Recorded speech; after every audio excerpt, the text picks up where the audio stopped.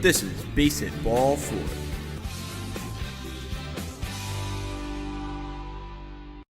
Hi, everybody. Welcome to another edition of the BASEHITBALL4 podcast. My name is Glenn Denegris alongside Scott Roswald and Tyler Blumenstick. Alex Cashman is not with us today. He's down in the Outer Banks with John B. and the gang filming season 2. I think that's the story, right? Right, Scott? He got a part for season 2? That'd be pretty cool if he was going to be in Outer Banks season 2, but I don't think Alex is that cool. I think he'd be the main villain of season 2 of Outer Banks. Trying to ruin all the fun. He'd be the devil's advocate. He'd ruin all the fun. Absolutely. So Cash isn't here, which is kind of a shame because I feel like if there was any episode where he'd absolutely lay into the Yankees, this would be the episode because they are terrible. And we're going to get to that in a second, but wanted to touch upon last week's episode. Of course, we were so grateful that Cito, the shortstop for the Miners, former shortstop in the Yankees and Marlins organizations, took the time to be with us and talk baseball. And it was a very eye-opening and a very, very interesting conversation we had with him. Probably one of the best baseball conversations I've ever had.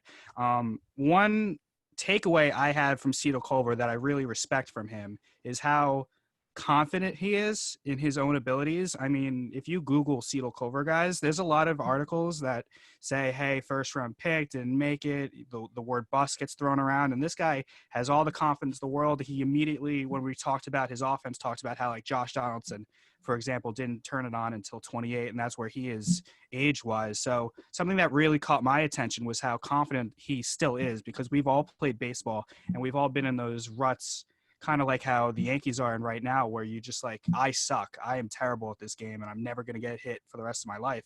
He seems very confident. He seems very assured that he's going to get his chance in big league baseball again.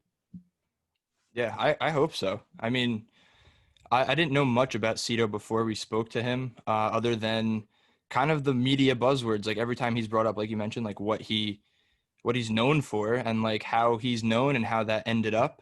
But now after speaking with him and like really getting to know him, which I think is a really important life lesson actually to take away in any aspect of life, I guess, is just like, don't judge a book by its cover. Like he was the most awesome guest that we've had so far. We haven't had any guests, so it's not hard to beat, but like, I feel like he's going to hold that title for a long time because it was a great conversation. He's a great guy, and he's going to be back. I mean, judging based off what he said. So you have two guests, two of the same guests before we have somebody else.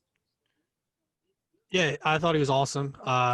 Really appreciated his taking out the time to talk with us. As Glenn said, just a great baseball conversation, and just I took away his positivity about everything. He could obviously be very bitter about how things went with the Yankees, but he took away the positive things from being a part of a great organization like that, and uses that to this day, still working to make his way back possibly.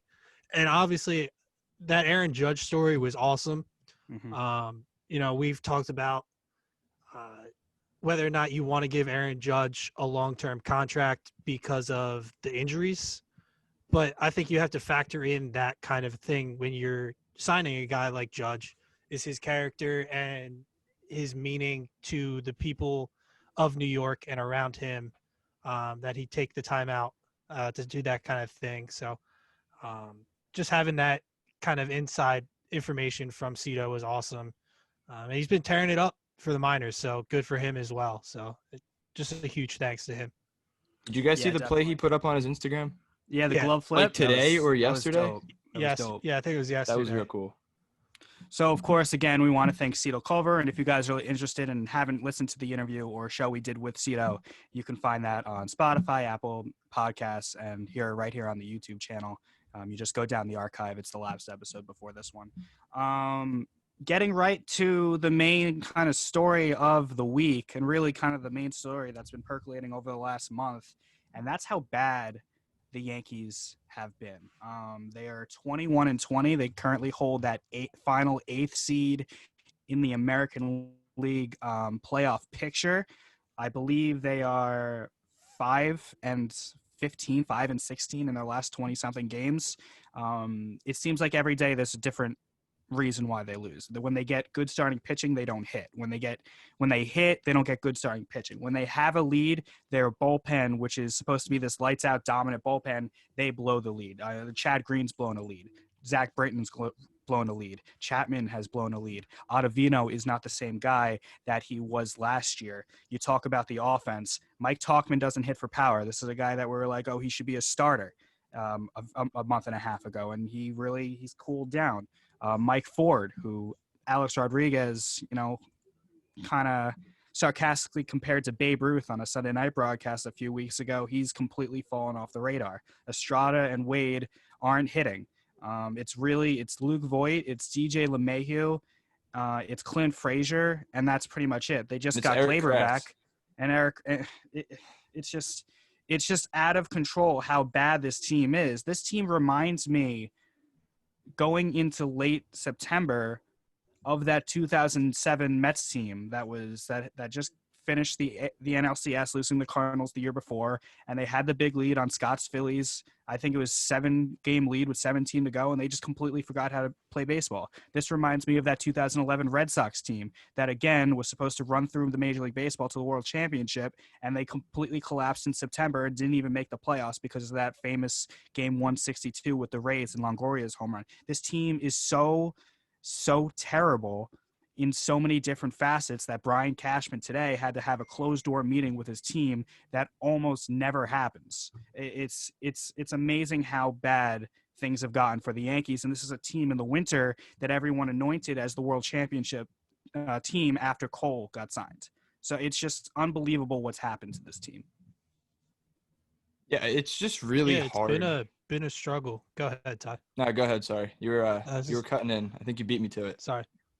It's just been a struggle. As you mentioned, there's not a lot of production outside of, as you mentioned, Voit, LeMahieu, and Frazier, especially with Judge on the IL right now. It just hasn't been good. Completely falling to almost out of the playoffs. Just not good. What they're doing right now is unacceptable. And as you mentioned, having the GM having to come in to do a closed door meeting cannot be good moving forwards for the Yankees. No, it's just unbelievably hard when your entire team, like I'm looking at the stats right now here on my monitor, and the only guy, like what are the Yankees? 21-20.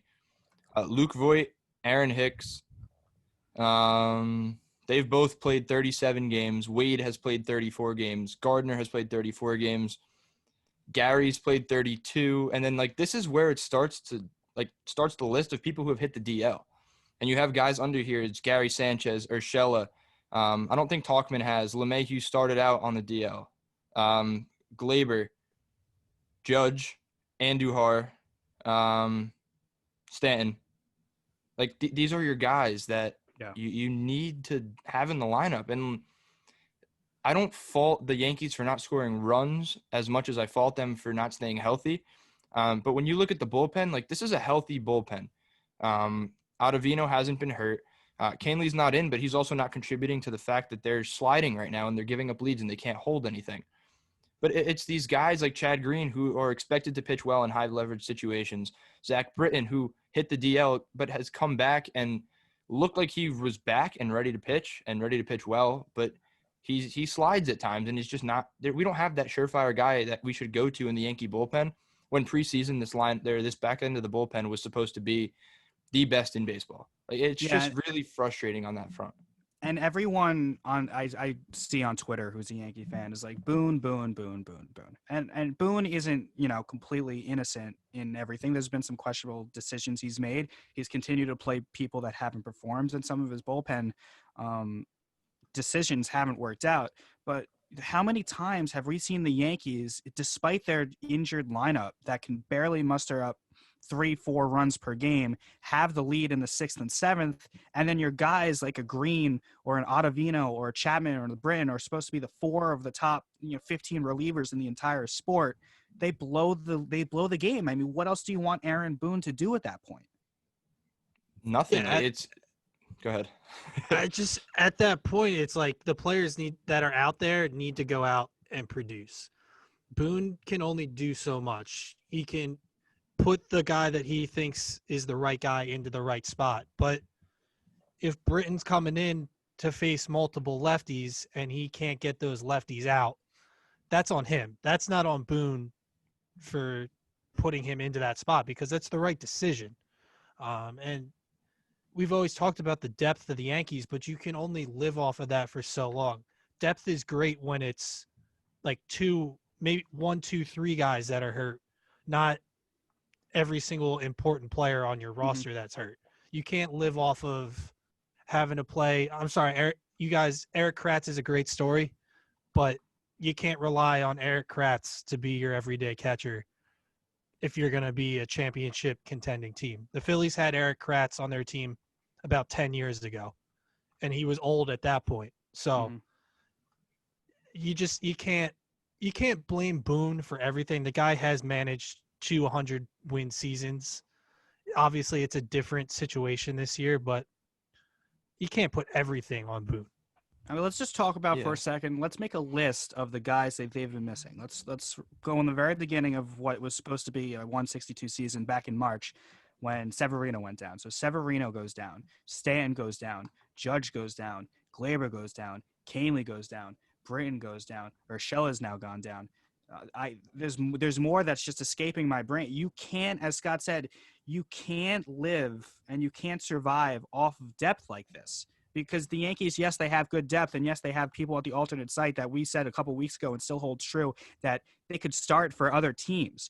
But when you're missing not only good players, but all-star, superstar type player, you can't survive that. Last year was an aberration. You can't expect teams to lose what they've lost and continue to not skip a beat and win 100 games, or in this case of a 60-game season, win 35 to 40 games. Eventually, it's gonna punch you in the face, and that's what we're seeing now. Because Clark Schmidt came up, it was a rough spot. I understand that, but he didn't get the job done, and that's not it's not entirely his fault.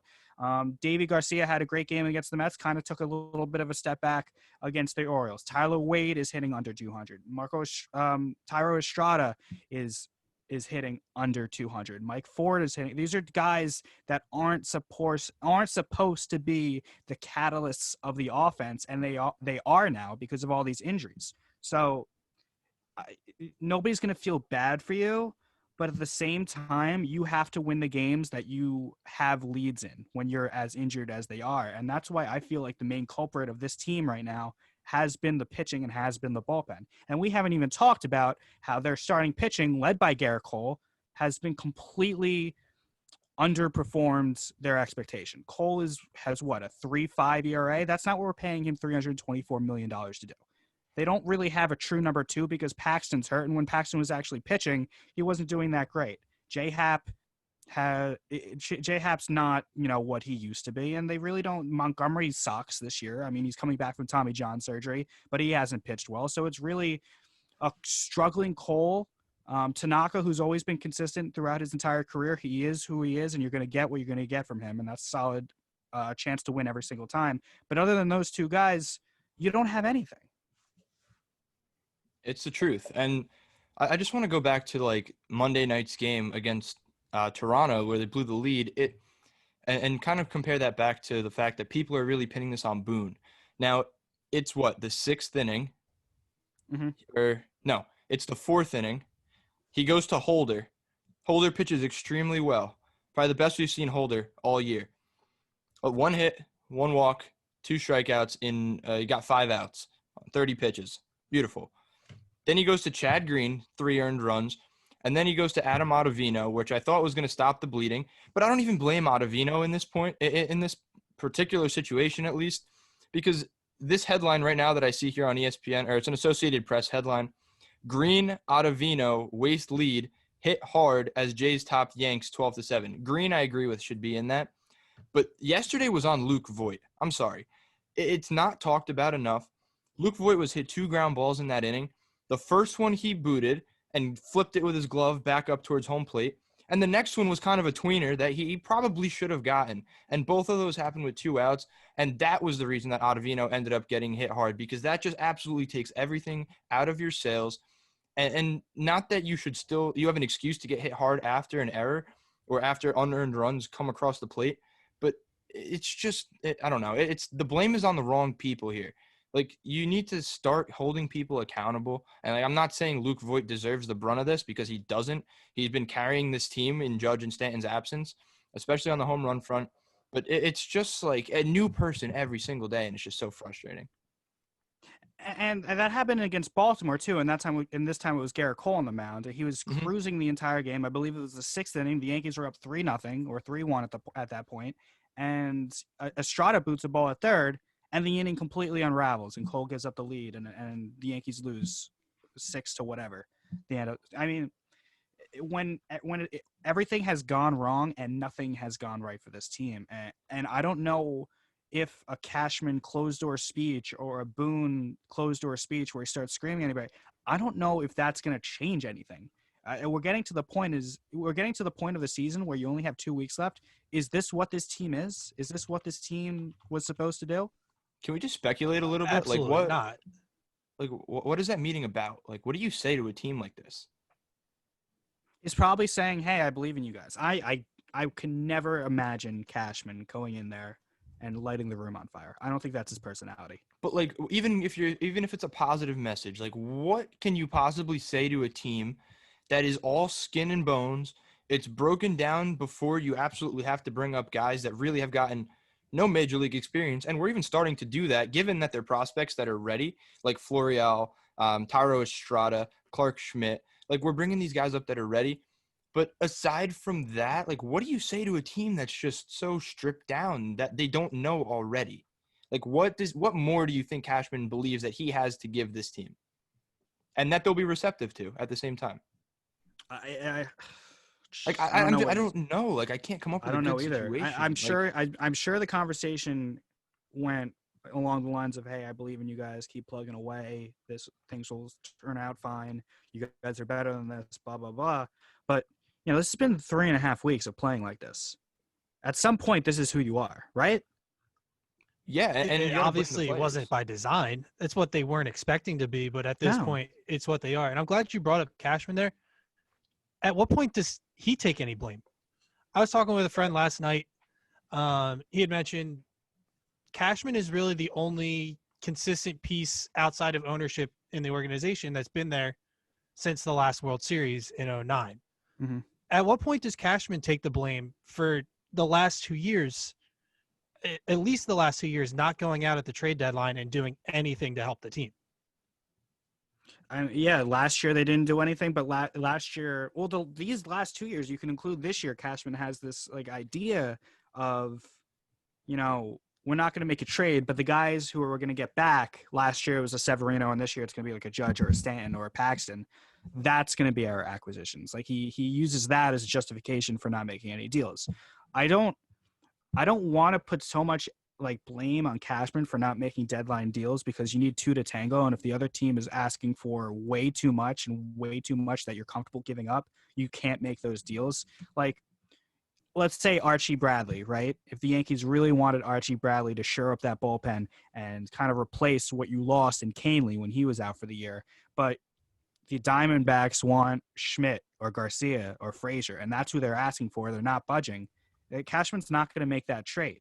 So you need all the information to blame someone for not making a trade, but Cashman has done so many good things over the course of the last few years to make this team a championship caliber team. Like the Urshela trade, fantastic, right? The Talkman last year, when he got him for nothing, he major contributor. The Voit trade was tremendous. He hasn't been afraid to spend the big bucks when he's been ready to. So like the Cole signing. Who else? The LeMahieu signing.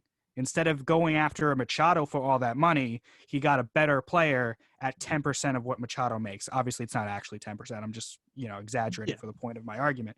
But I don't think Cashman's the problem. I think the problem falls – I don't think Boone's the problem either. I think the blame falls on these uber talented guys, these tremendous baseball players, these superstar baseball players, these baseball players that are considered the top 10 at their positions, playing bad baseball. I think that's what it comes down to. They are not playing good baseball at all, and they should be embarrassed because they are completely underperforming. They're supposed to be this team, this roster.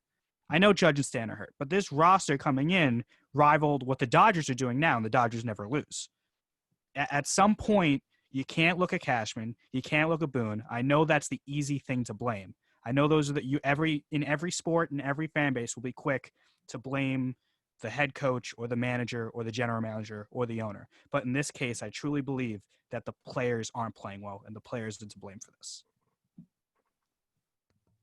Yeah, I would agree with you. I couldn't agree more, to be honest. It's just something about the accountability factor where these are Major League Baseball players. You're making excuses for them by blaming the people who brought them in and gave them an opportunity to perform, and they're not performing.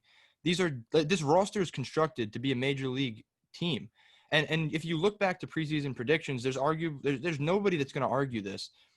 The Yankees, if you're ranked in the top 3 in pure talent in the power rankings before you've even played a single game, there's really no situation going forward where you can blame management to any extent within the season if they're underperforming. Like, it's just, I don't know how to really articulate this, but like, if you're saying before you've played a game that these guys have the ability to go out and win a World Series and you want to rank them where the Yankees were ranked in the power rankings, now they're not performing. What is different? Like, the management put that team in place. I feel like I'm definitely not articulating this well, but you get the point. Yeah. Like, they put the people out there and they're not performing. So you need to I think the blame the players. microcosm of this Yankee season is Gary Sanchez. Gary Sanchez is a guy who, from a standpoint of what his attributes are and what his ability is and what his potential is to be, should be a guy that's a top 3 catcher in baseball. And not only is he not a top 3 catcher in the baseball, he's probably bottom 3 worst regular position player in the sport this season. This guy's terrible, and he should not be this way. We remember when he came up in 2016 and hit a home run or 2 home runs every single day. He made the All-Star team in 17 and I believe in 19 as well. He's completely lost any sense of confidence and every sense of talent that he's had. I think he's a microcosm of this Yankee season because on paper, you have this power hitting catcher with a dynamite arm. He doesn't frame that great. He doesn't block balls that great, but you take that when you can hit 45 home runs and throw out every single base runner that tries to run on you, but he can't do it. And it got to the point where he's been benched for 2 days and he's back in the lineup tonight, but it's not all Gary Sanchez's fault, but he is the poster boy for this season for the Yankees. He's been terrible. It's unfortunate. It really is.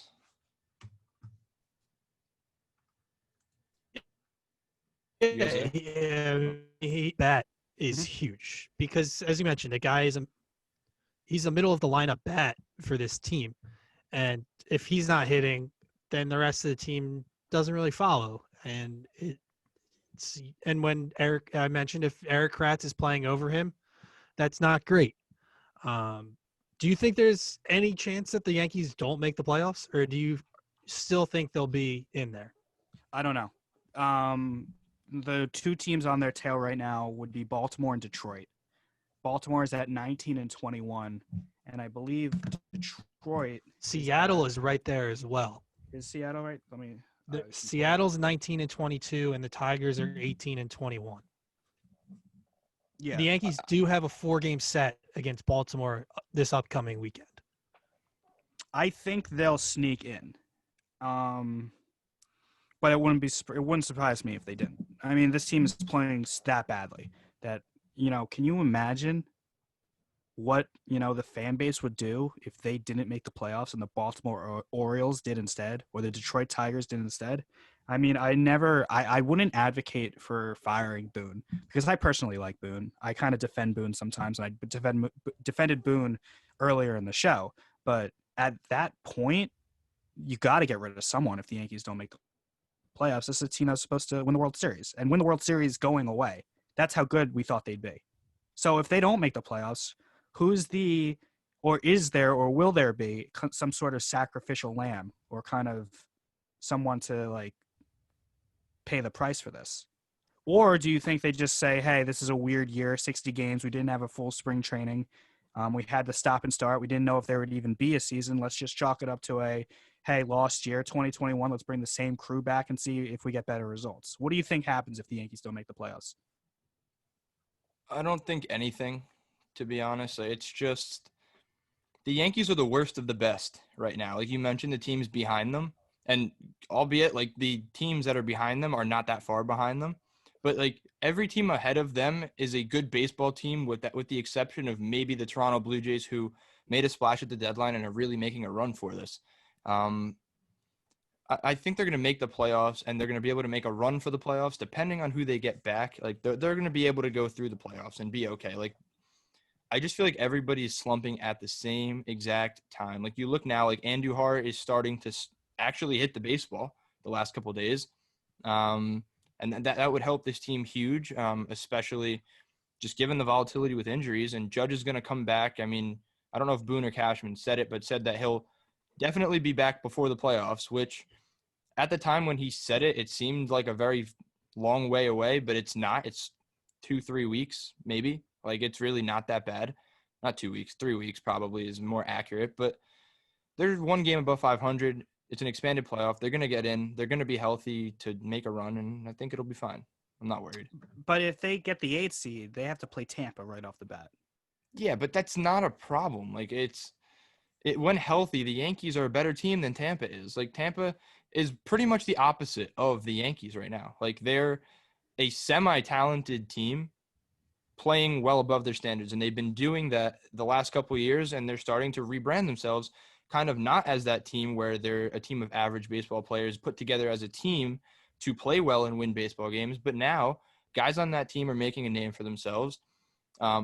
People are just coming out of the woodwork left and right. Like Mike Brosseau, never heard of that guy. And he's a major contributor for that team. And they're just in opposite directions. But I think the Yankees are going to right the ship, and the Rays are going to fall down back to earth a tiny bit. I don't think they're going to just absolutely fall from the sky, but the Yankees can beat them in a series, especially a 3-game series early. Like it's not a huge thing. My problem with that argument is that if Judge and Stan come back, do they have enough time, because there's no minor leagues, do they have enough time to get their timing down for a major league pitching? And then their first game back, Stan and Judge, is against Tyler Glasnow or Blake Snell or Charlie Morton. That's tough. That's very tough. Scott, do you think that the Yankees have time to turn this around, or do you think they're just going to stumble in, maybe make the playoffs, and will be a quick out? They're probably going to stumble their way in. Mm-hmm. This series against Baltimore this weekend is huge. This 4-game set can essentially lock them into the postseason, but I mean, they still have tough games ahead of them. They have to play Toronto. They have 9 again. more against Toronto, including today. So, and their last season of this series, or last series of the season, is against Miami, who might need it. Might need those 3 games, who might be fighting for something. So, at the start of the season, we thought this final stretch here for the Yankees was going to be tune-up for the postseason, just making sure that the guys are ready to go. Now it's like they have to do something, or they're gonna. I honestly don't think they could beat the Rays. The Rays are they're on right now. They're record-wise. Right now, I can't see it either, to be honest with you. I can't see the Yankees beating the Rays. Record-wise, the Rays are the second-best team in baseball behind the Dodgers. And they've beaten Cole twice already. Yeah, and your preseason Cy Young Award pick, and Tyler Glasnow has been great. He's been pitching really, really well. And as we mentioned before, the Rays are just a team that everybody produces. Everybody contributes on a given night. I don't think the Yankees have anything in them to rally and make a run or be a threat. Well, first things first with the Yankees, they need to play better. I mean, even if the wins aren't there right off the bat, I mean, not only are they losing games, they look like they're sleepwalking through these games. It's not a entertaining watch. It's not a good brand of baseball that they're playing. It's very sloppy. They seem very disinterested. So the first thing they need to do is kind of wake up, realize that, this is not a joke. They're not going to win by just showing up. And, they got to feel a little embarrassed. They have to feel a little humiliated. This organization hasn't had a losing season since 1992, and they're seriously knocking on the door to have a losing season for a season when they're supposed to be, this juggernaut team. So first thing, they need to look in the mirror and realize that this is an embarrassment before the wins start to come. And another, like, World Series teams, as we'll segue away from the Yankees for a little bit, another team that is on the same kind of path is kind of their rivals the last 4 or 5 years, the Astros. They have the same record as the Yankees. They're dealing with the same kind of injuries. Verlander, Altuve, Bregman out. They're not going to win the division. The Athletics are going to win the division.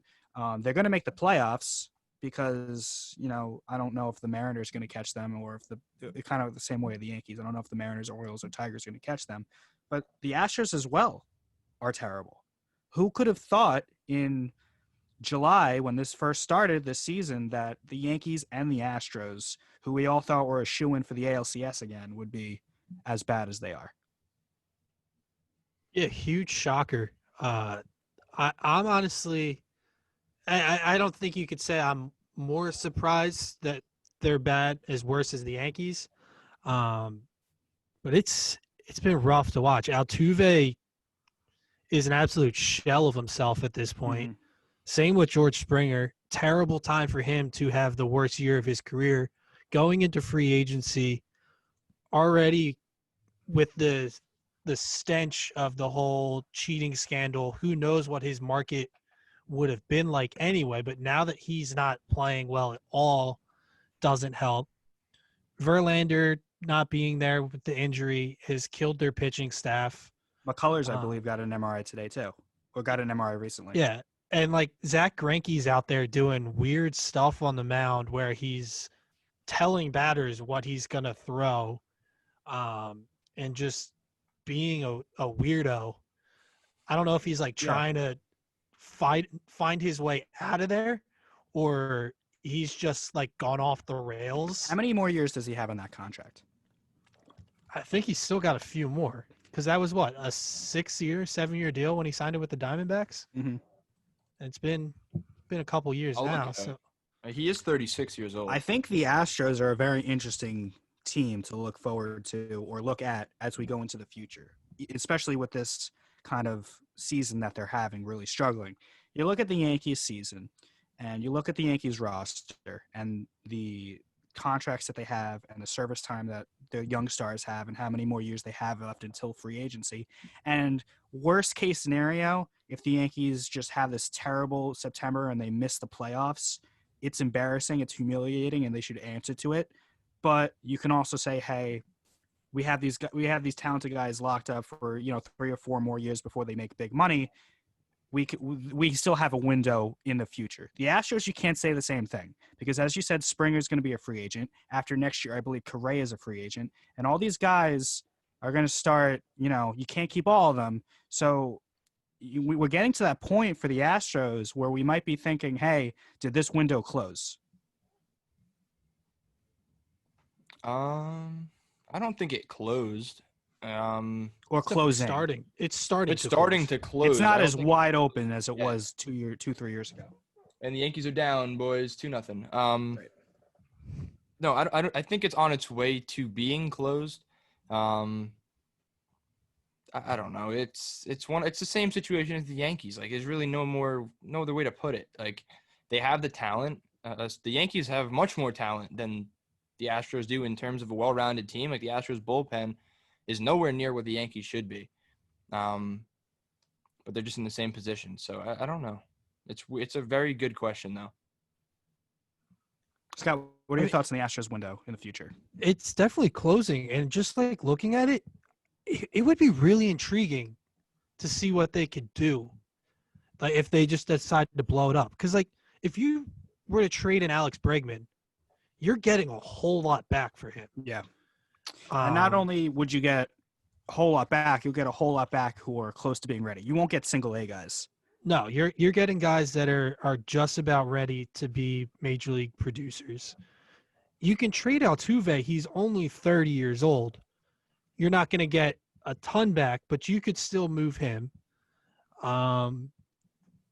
Springer, Correa, you could move. He's only 25.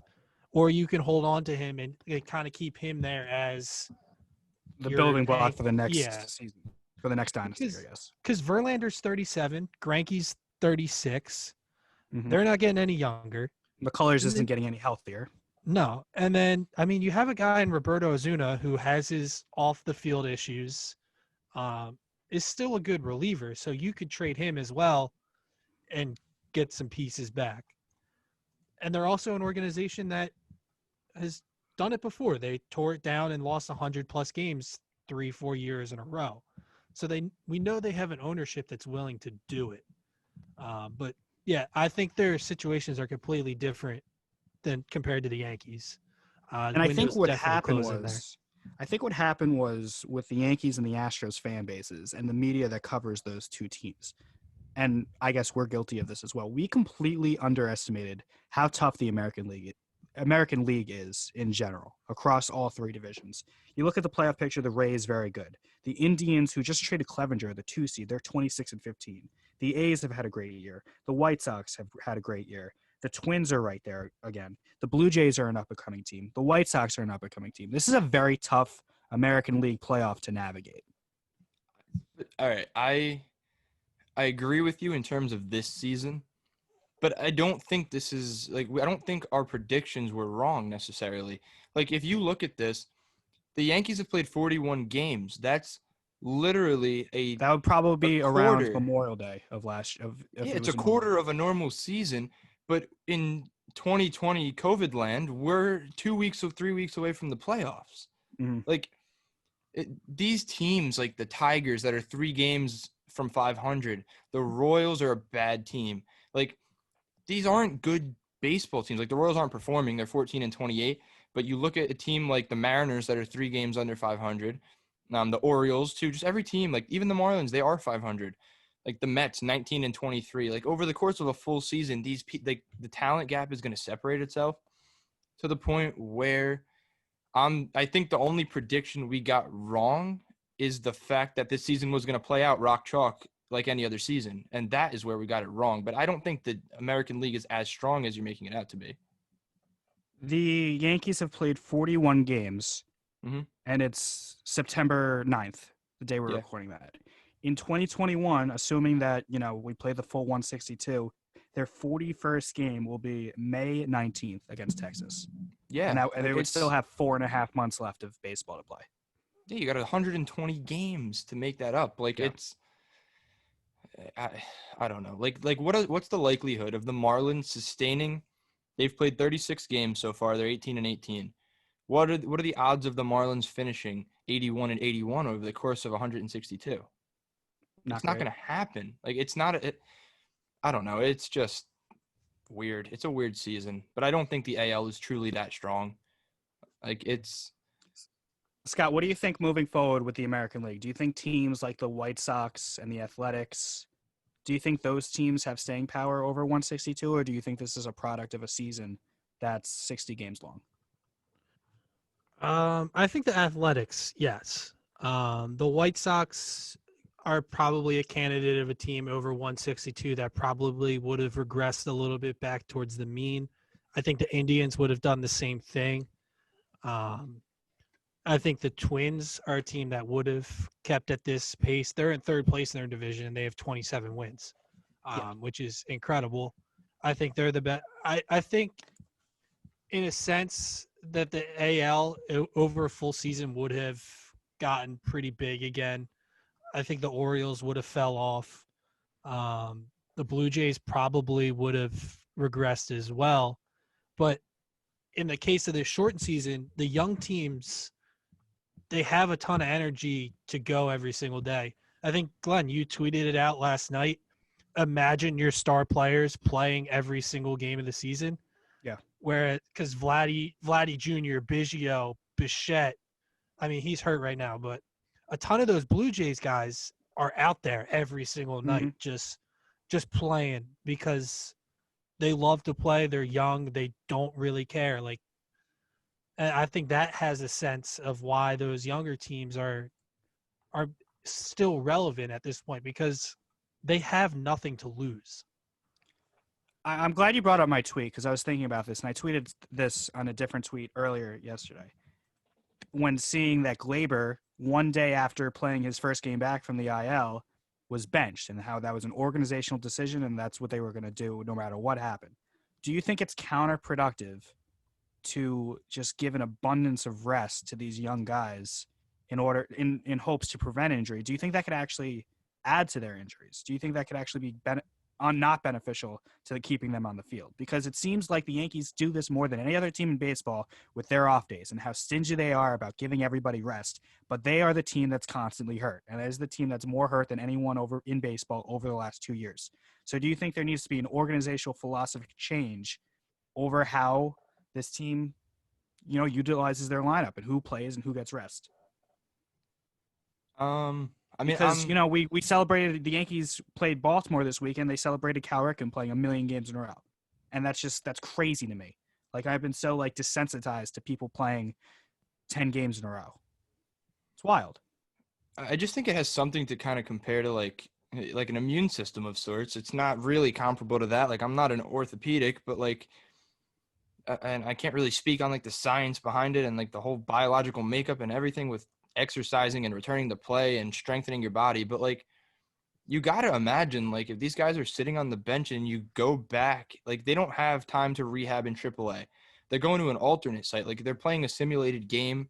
It doesn't have the feel of a real life at bat. As much as you want to believe you're going 100%, you're just not going 100% at an alternate site. And then you throw them back into the fire.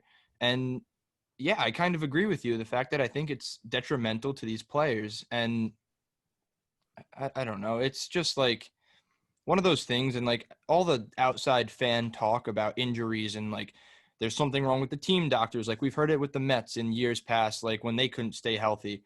They're oh, there's something, it's organizational. They're not stretching their players out. They're not feeding them right. They need a new nutritionist, all this stuff. When we don't really know. And and I don't know if they necessarily know. Everything is all individualized. Nobody has the same body. I just feel it's more unfortunate than an operational issue on the inside. I don't know. It's really hard to put a finger on it, and I don't want to go pointing fingers at people, but I don't know. It's an injury bug, and we keep getting bit by it. It's really what it is.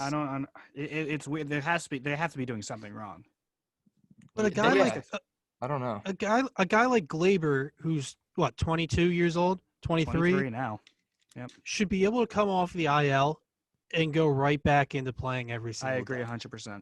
There's no reason why a young kid like him shouldn't be able to return from it, a minor injury. I could understand the kid blows out his Achilles, knock on wood, he doesn't do that. You want to be careful when he comes back. But if it's a strained groin or hamstring, he's going to bounce back. He's going to be fine to be able to play 2, 3, 4, 5. There shouldn't be, oh, you're back one day. Okay, you're sitting here. We're going to put you back in tomorrow, but then we're going to sit you. That's not going to help you come back from an injury. I mean, another thing I wanted to talk about this, and I had a conversation with a friend about this. These injuries seem to be piling up, and this is going to be a controversial talk. We might go on for a while about this. All these injuries have popped up, and people have been missing a lot of games after banning things like HGH and things like steroids. Now, Andy Pettit, when he got popped for HGH, it was kind of expressed that he only used it to come back for an injury. Now, my question is, do you think there is a middle ground when a certain injury happens?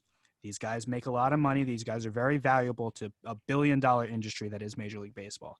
Do you think that there could be a middle ground to have some sort of legalized use of this drug to come back from injuries only? And it's not going to be legal just to make you a bigger, stronger person so you can hit home runs, but in terms of coming back from an injury, do you think there could be a little bit of a ease in restrictions of things like HGH or some other drug that can help people recover from injuries quicker? I'd say no, because I don't think it's a possibility, only because it's kind of just that goes back to that saying where it's like you give them an inch, they'll take a yard. Like give them a yard, they'll take 10 yards. I don't know how it goes exactly, but like it's there's no way to differentiate this and say a guy it's like a drug addiction in a way. Like you give it to a guy who's coming back from an injury where this could potentially help them, and then they're like, wow, I feel great on this, and then they're curious to go out and get it for performance enhancing reasons. And there's got to be a way to measure the dosage of it and how much of it's in your system, because say you have a 30-day IL stint. But if they get their doses from the team doctor and they're not going to separate GNCs on their own to get it, and it could be calculated and administered and watched by team and MLB physicians, do you think that could help? Do you think that could be done? But I guess it just opens up the way for loopholes, because say you go on a 30-day DL stint and you take this HGH, steroid, whatever it is to help you that's on the banned substance list, or I guess the medically excused list now if it's being administered by team doctors. When you come back, what's to stop a player from continuing to take that for 30 days, 60 days, 90 days, 120 days, the whole rest of the season, until you realize that like these players are on it and need to be tested for it, but then they can just come back and say like, oh, I was on the 30-day IL, like I was hurt, like I used it to come back. Team doctors back it up. Like I just feel like it's a murky area that's not studied enough right now that you can't really use it. But if you want to turn to something that can help recovery, the MLB took marijuana off the banned substances list, which I think has extreme medical benefits behind it, where these players can use them, at least muscular. So I don't know. It's a good topic to bring up, but I don't think HGH is that solution. I would agree with Ty in the sense where you can't have a middle ground. It's either you fully dive into it and just let everything go, or you stick to your ground now and you have the extremely long list of banned substances. I think it would just end poorly if there was like it might be okay here, but in this situation it's bad. I just don't see it ending well for anybody.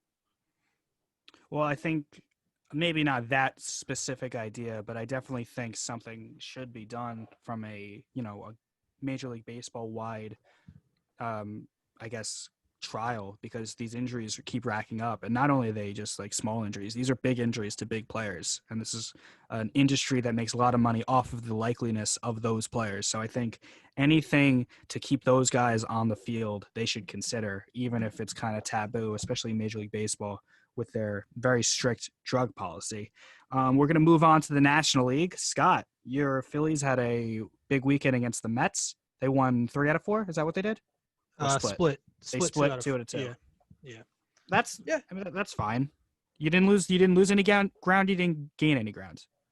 Yeah, it was, and time's on your side, so you knocked days off the month, the calendar.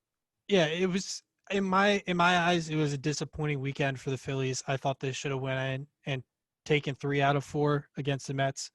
I can see losing to DeGrom. I don't like the way that they lost to DeGrom, getting absolutely blown out. But you split. They've put themselves normally DeGrom doesn't get any run support. Yeah, so it's a very rare occurrence that what happened, that 13-14-1 or whatever it was, happens. But the Phillies have done great. They've put themselves into a great position here. I don't want to say they've secured a playoff spot, but they're pretty secure in where they're at. They're the 5 seed right now. Yeah, but the second spot in the National League East. They have a huge weekend series against the Marlins. They play 7 games against the Marlins over a 5-day span. That's crazy. Yeah, it's awful. That's a playoff series. They've played terrible against the Marlins the last couple of years, but if they can go down to Miami, and they're all road games too, it's all in Miami. if they can go down there and take care of business and win 5 out of those 7, they're sitting pretty. They can essentially they could ruin the Marlins season, which would be awesome. And they could be in a great spot with a ton of confidence going into the postseason. And they're doing all this right now. They've been playing great without Harper and Real Muto. They've both been pretty non-existent for the last 2 weeks, but Rhys Hoskins has stepped up. Gene Segura has stepped up. Evie stepped up. And I think the biggest surprise is Alec Boehm, the rookie third baseman, who has been awesome, is a professional baseball player at the plate, has a great approach, walked off the Red Sox today in Game 1. Game 2 is about to start. They've become a team, which is great. So I'm really excited about the Phillies moving forwards. They're 20-17. They're the 5th seed. They're 2.5 behind the 2 seed Braves for the first seed in the division. But they're also only a game and a half up on the 8th seed Marlins. So a big seesaw kind of series for Philadelphia. And as you said, they haven't played well against the Marlins at all the last couple years. The Marlins, they're hanging around. Right now, the wild cards in the National League would be the Giants and Marlins, which is crazy because we thought these would be last place teams going in. I mean, speaking of the Marlins, Sixto Sanchez is the best pitcher the Marlins have had since Jose Fernandez, and it looks like the future of this team. 100-mile-an-hour fastball and a 92-mile-an-hour changeup with about, 6 to 8 inches of break on this. They're crazy. An exciting team. They're definitely an exciting team, Tyler. And they have one of the top farm systems in baseball. So you can definitely see a scenario where they're a team to be reckoned with over the next few years. Yeah, it's an exciting team, and I think trading all of their pieces when they did was kind of I don't know. I don't think they should have traded everybody they traded. I think Stanton probably should have stayed there. But I think cutting him loose at least in a trade, and as well as Yelich and Ozuna allowed them to kind of take money off their payroll and just absolutely start fresh and allocate resources, not necessarily even in salary terms, but allocate resources around the stadium to areas where they can actually make this an experience for the fans and for people to actually want to come and be a Marlins fan during this rebuild process. But even the talent is there. They have prospects. Like they're getting guys that are competitive. I mean, you can do all the marketing you want. What's going to bring fans to Marlins Park is going to be the team winning. And they've been doing a pretty good job building this roster. I mean, Derek Jeter took a lot of shit when he traded Stan and Yelich and Ozuna and Real Muto. And they were like, what is this guy doing? But, it's the Marlins weren't winning with them. So he was like, I'm going to get rid of them. I'm going to build this from the ground up, kind of how the Astros did, the Royals did back in the early 2010s. And, they're building a pretty good team. Scott, you're back because your audio cut out for a second. Your thoughts on the Marlins organization, kind of maybe if they don't make the playoffs or they don't win this year, we're talking about how, they have pretty good farm system. They have pretty good young players for the future. Yeah, absolute pain in my ass is what they are. They're both the Florida teams. They're a pesky team. They have some young guys.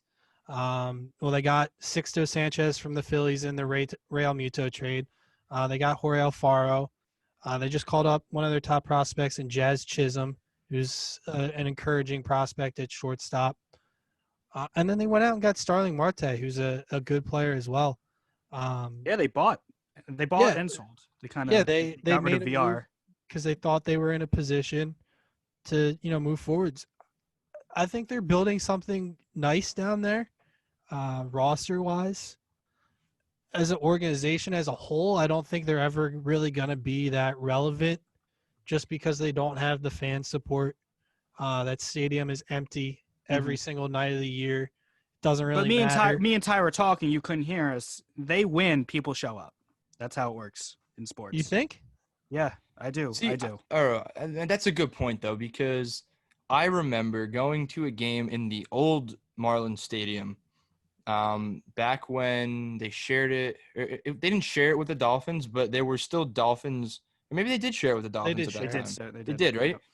I didn't know if they broke away at some, or the Dolphins went anywhere else. But well, they are now. But like, No, they still play in that there's- stadium. they still actually, play there. yeah, they like completely remodeled it, It's but Hard Rock Stadium now. Yeah, it's Yeah. still the same stadium. Yeah. I mean, regardless, I went there when Chipper Jones was still a Brave. He was still in the league, and I remember we walked up there and we got maybe, I don't know, like $13 first baseline seats, like literally on the field level. So But the team was bad. They were bad, but like I don't know, like this is And there's Chipper so much to Jones do is in in Miami. Chipper Jones is in town. Like what? That stadium was empty. I don't think people in Miami care about Chipper Jones. No offense to Probably Chipper not. Jones. That's a good point, but still, like. I think he's probably the last know. person they care about. But the point being, this was like 15 years ago, to the point where nothing has changed, like literally nothing. But well, the Marlins, team's never man, won. They won in '97 and '03. That's it. They've never they've had a never- sustained. But this was shortly 5-year after period. 03. And Like, they've this was never won a shortly after. division though. No, They've never won the division. they won had these two. You don't like to use the word fluke when you talk about a championship, but they had these kind of two fluky kind of seasons in comparison to what the franchise has been over their existence since I believe 1993. If they, in my opinion, if they sustain a 5 to 7 year window where they're a good team and they're going to the playoffs every single year, I think people will show up. People show up to Heat games. No, the Heat are good. Exactly. If the Marlins are good, Yeah, people will show up. like They've that's a won good the point. World Series, and both times the next year they tore it down. Yeah. In If '97, they built tore it on those down. years, yeah. in '04 they tore it down. Mhm. In '03 the only guy that they really kept was Miguel Cabrera, and he was only 20 years old. But they got rid of a Derek Lee. They got rid of a Ivan Rodriguez. They get rid of everything. They get rid of Beckett. they- They get rid of Sheffield. They get rid of everyone. Yeah, they tore it down both times that they won a World Series because they didn't want to pay anybody. I think I think people will show up if they win. I mean, we saw at Kansas City, they showed up when they started winning. In Oakland, Oakland Coliseum's always empty. Then they start winning and people show up. I think winning brings people to the ballpark. They'll come. So the Marlins 18-18, the Rockies, Brewers, and Mets are on their tail. Last talking point I want to get to on the show before we get to winners and losers and wrap the thing up. I want to talk about the Mets ownership. It was reported that Steve Cohen won the right to exclusively negotiate with the Wilpons, which means there would be no A-Rod or J-Lo in any other negotiations. It would just be Cohen and Wilpon. A-Rod and J-Lo expressed disappointment, and then it was kind of, released today that A-Rod and J-Lo camp are kind of having this last ninth inning, last-ditch effort to buy the Mets. And the new proposal would be that J-Lo would be the head guy or the head girl in the ownership stake. It's like a weird situation to me. Yeah. And it's not shocking to me whatsoever that the Wilpons are doing everything possibly wrong to Terrible. slow this up and make it an ordeal. I think they love the drama of keeping J-Lo and A-Rod around. Steve Cohen is the right person for the job, I guess, to become owner. The guy has deep pockets. He's made it pretty obvious that he's going to go out and try and spend. I think my favorite part about the whole J-Lo A-Rod thing is they're sitting here promising a World Series within the first 10 years, or they'll go out and they'll give money to charity. I feel like they're just going to throw away all their money just to get the Mets, and then they're not going to have any money They to have a ton of money, spend. though. You know what I don't understand is, correct me if I'm wrong here, but Steve Cohen's bid is $2.6 billion, Yes. and J-Lo and A-Rod is $2.35 billion. Yes. So I saw a lot of people attacking A-Rod on Twitter saying, like, oh, if the Mets in 2007 is when he signed his contract with the Yankees? He He signed. Yeah, he signed with the Yankees. And what do you mean? The first time he gets acquired by the Yankees? Yeah, I know when he signed with them, his big contract. He was traded to the Yankees in 04, and he signed his big contract after 07. Okay, so one of the tweets was if the Mets offered you 275 million instead, or 200 million instead of 275, would you go take it? Basically, playing on the fact that he's disappointed that like the Mets aren't moving forward with their deal, but they're like $300 million apart, which in billionaire land is not like a crazy amount. But what they're doing is now, like, yeah, I understand their attempt to kind of capture the city and capture the attention, saying like, oh, they're going to promise a ring in a decade. But that $100 million that you're going to put up brings you that much closer to Steve Cohen. Just throw it in the deal.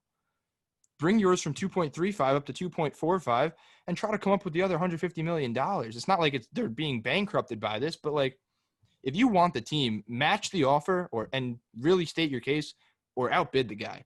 And they're just not doing it. And I don't know why. I feel like it's hard Why to would the believe Wilpons that, like, care if A-Rod's guaranteeing a championship? Why do I they think care? it's just well, one, they should care. Two, I don't think they do, which is a problem. No, but Like, why should they? They don't know the team anymore. What do they care if they win or not?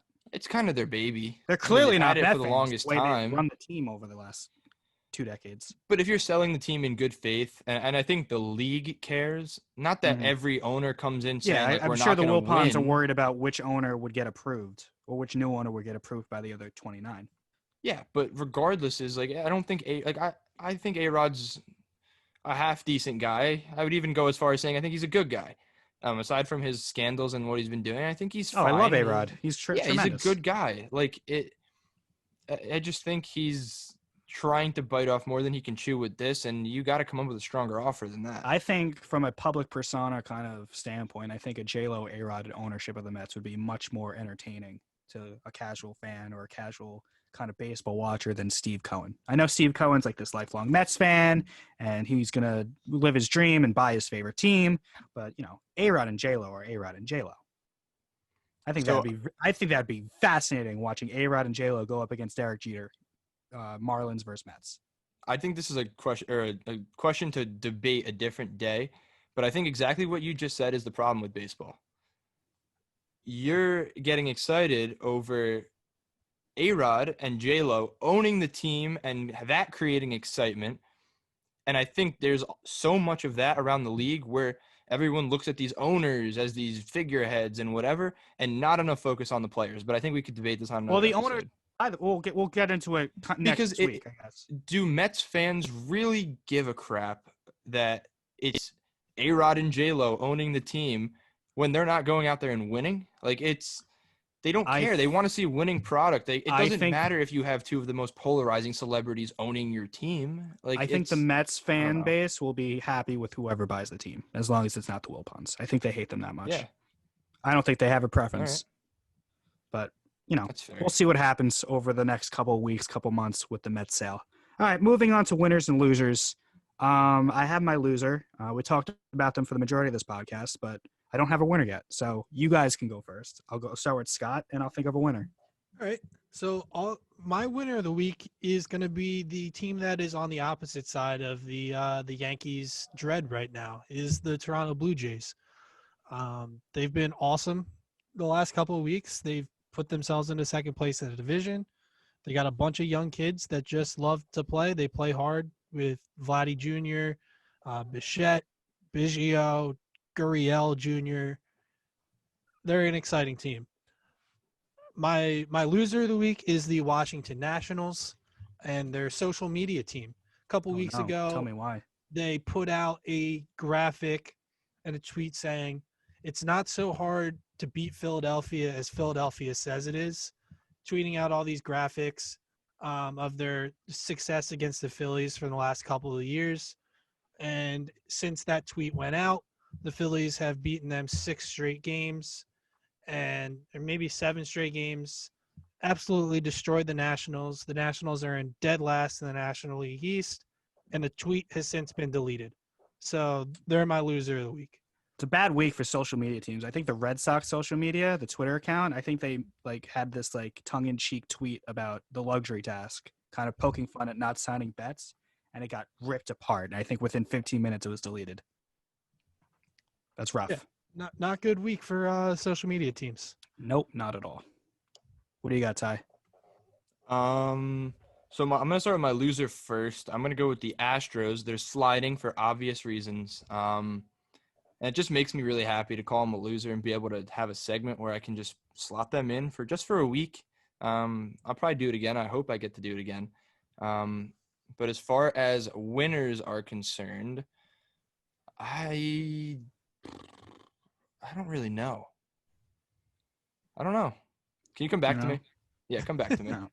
My loser of the week is going to be the Yankees. I have to. It's embarrassing.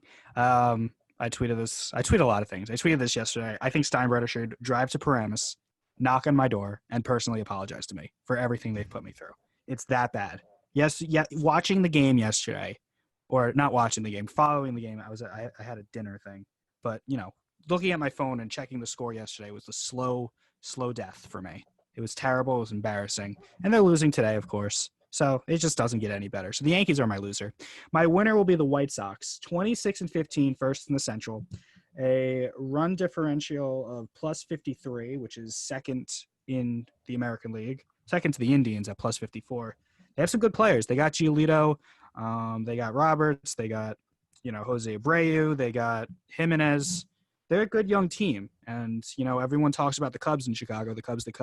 And for good reason. They won the World Series for the first time in a billion years in 2016. And they've been consistently in above 500 teams, while the White Sox haven't been to the playoffs since 2008, I believe.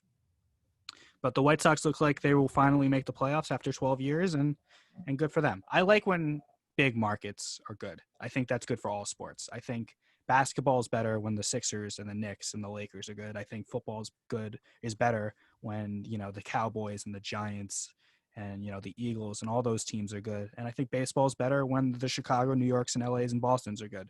So the White Sox are my winner.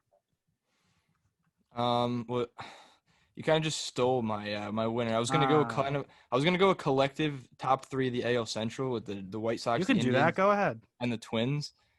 But yeah, but I don't really have a good reason, so I'm gonna move on to other than the fact that they're performing well, which is kind of stupid because I'm gonna go with the Dodgers as my winner. They're 7-3 in their last 10. They have the best record in the MLB, but according to MLB.com's expected win-loss record based on runs scored and runs allowed, they're actually underperforming. Believe it or not. That's insane. By a single game. They're supposed to be 31-11 according to the statistic. I also saw something else wacky. The Marlins are 18-18 and have only won 2 games at home. They're 2-9 and 16-9 on the road. Road Warriors. But yeah, that's it. I kind of gave you a lousy winner there, but That's okay. fine. It is what it is. That'll We'll just move on. about do. I really miss Cash this week. I know. It's I really think he would have quiet. had some good points. And He some would have anger. blew a gasket once or twice, but Oh, I'm going to throw a quick little shout out to Justin and Christine, friends of the show, on getting married. We mentioned They in the listen? beginning where Cash was. I don't know if they listen, but I feel like it's worth it. you can't be a friend of the show if you don't listen. Well, That's not how it probably works. snippets or whatever. Regardless, Right. yeah, that's where Cash actually is. He's not. He's not filming season 2 of He's Outer not Banks? filming season 2 of Outer Banks, contrary to popular belief. But yeah, I just wanted to throw out a quick congrats to Justin and Christine. So there you go. That's nice. And that'll just about do it for us at BASEHITBALL4. We'll be back next week. We only got a few more episodes left until the postseason, so it's going to be a fun month of September, hopefully. And then, before we know it, we'll be dissecting the winter meetings and the free agency and the trades, and it will be the winter again. So it was a quick year, but we're getting towards the end. There you go. For Scott Roswald and Tyler Blumenstick, my name is Glenn Denegris. We will see you next week.